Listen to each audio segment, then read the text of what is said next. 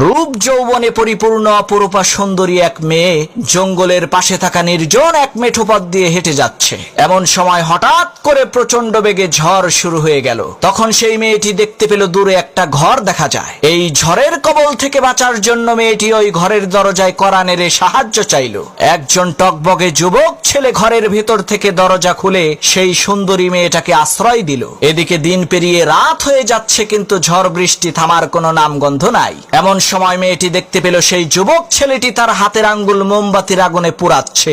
এই দৃশ্য দেখে মেয়েটি প্রচন্ড পরিমাণে আশ্চর্য হয়ে বলতে লাগলো, হায় হায় সর্বনাশ, এটা কি মানুষ নাকি অন্য কিছু? পরের দিন সেই মেয়েটি বাড়িতে যেয়ে তার বাবার কাছে সব ঘটনা খুলে বলল, কাল রাতে তার সাথে কি কি হয়েছিল। তখন সেই মেয়েটির পিতা সেই ছেলেটিকে এসে জিজ্ঞেস করলো, বাবা, গতকাল রাতে মোমবাতির আগুনে তোমার হাতের আঙ্গুল পুড়িয়েছো কেন? তখন সেই ছেলেটি বলতে লাগলো, চাচা, প্রচন্ড ঝড়ের রাতে আমার এই নির্জন ঘরের মধ্যে আপনার সুন্দরী মেয়েটাকে দেখে আমার মনের মধ্যে কুপ্রবৃত্তি চলে আসলো। তখন আমি আমার হাতকে মোমবাতির আগুনে পুড়িয়ে মনকে বোঝালাম, ওরে মন, এই দুনিয়ার সাধারণ আগুনই তো তুমি সহ্য করতে পারো না, তাহলে জাহান্নামের ওই কঠিন আগুন তুমি কিভাবে সহ্য করবা? ছেলেটির এই সততা দেখে লোকটি বলল, বাবা, একটা রাত তুমি ধৈর্য ধারণ করেছো, তার বিনিময়ে আল্লাহ রাব্বুল আলামিন সারা জীবনের জন্য আমার এই সুন্দরী মেয়েটাকে তোমার করে দিল।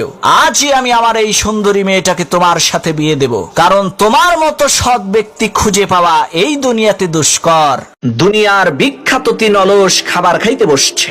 দুর্ভাগ্যবশত খাবারের মধ্যে লবণ কম হয়েছে। এখন প্রশ্ন উঠলো, লবণ আনতে যাবে কে? এক অলস বলল যে প্রথমে কথা বলবে সেই লবণ আনতে যাবে। বাস, সবাই চুপচাপ বসে রইল, কেউ কথাও বলল না, কেউ খাবারও খাইল না। এইভাবে 3 দিন অতিবাহিত হলো, যার কারণে 3 জন অলসী অজ্ঞান হয়ে গেল। প্রতিবেশী লোকজন মনে করলো তারা বোধহয় মারা গেছে, তাই তাদের অন্তিম সংস্কারের ব্যবস্থা করা হলো। প্রথম জনকে কবরে নামানোর সাথে সাথেই সে বলে উঠলো, আরে আমি তো মরি নাই, আমি জীবিত। তখন বাকি 2 জন বলে উঠলো, যাও বেটা, এখন লবণ নিয়ে আসো, তুমি আগে কথা বলছো। একবার মেঘেরা হরতাল ডেকে বলল যে আমরা আগামী 10 বছরের মধ্যে বৃষ্টি বর্ষণ করব না।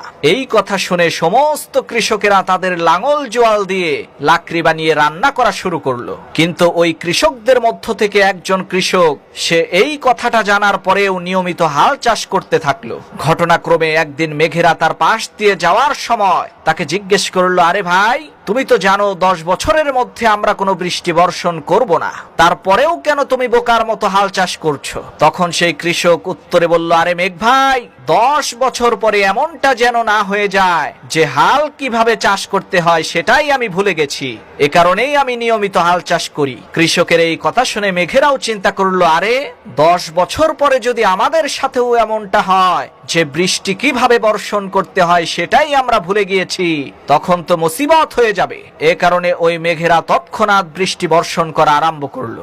এতে করে ওই কৃষকের কপাল খুলে গেল। কিন্তু যে সকল কৃষকেরা বৃষ্টির অপেক্ষায় তাদের লাঙল জোয়াল চুলার আগুনে পুড়িয়ে ঘরের মধ্যে আরামে ঘুমিয়েছিল, তাদের সর্বনাশ হলো। এজন্য প্রিয় বন্ধুরা, সফলতা তাদের কাছেই আসে যারা প্রতিকূল পরিবেশেও চেষ্টা করা ছেড়ে না দিয়ে আরো বেশি করে মেহনত করতে থাকে।